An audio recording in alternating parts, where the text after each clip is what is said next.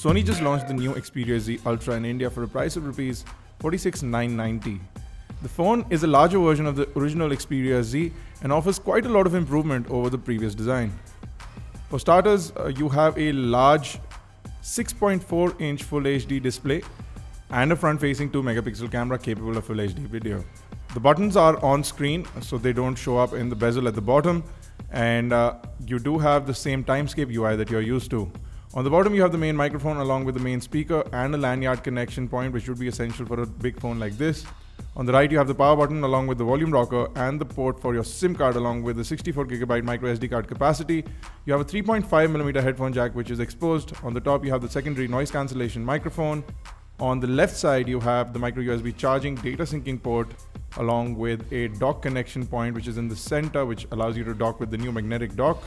And on the back, you have an 8-megapixel camera without an LED flash, but both cameras are capable of Full HD video. You also have NFC, and the back is a glass back, so you can see how fingerprint friendly the black color is.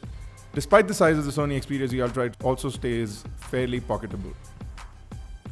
When compared with the Samsung Mega 6.3, the Sony Xperia Z Ultra is slightly bigger, but is definitely slimmer and lighter. The phone is only 6.5mm thin and is also only 212 grams considering such a large size of the device. The Sony Xperia Z Ultra runs on a Qualcomm Snapdragon 800 chipset which runs at 2.2 GHz with 4 cores. You also have Adreno 330 GPU and a 3050 mAh battery to power the whole device.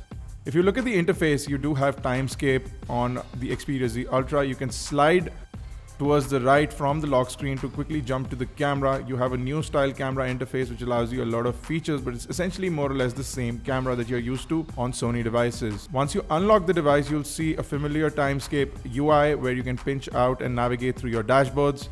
Not a lot has been customized, and it seems like Sony is completely left out on the timescape user experience. The notification panel has been slightly changed where you can access your quick toggles from the top, and you can also jump into settings and see that this device is actually running Android 4.2.2. Jump out to the home screen, we'll quickly take a look at the dialer. You'll see a new style dialer. The apps on the screen have been designed to fit the large size, and even the keyboard has been customized to fit for one-handed use. But you can't pinch out or slide the keyboard towards any direction. You have to go into settings and select one-handed keyboard.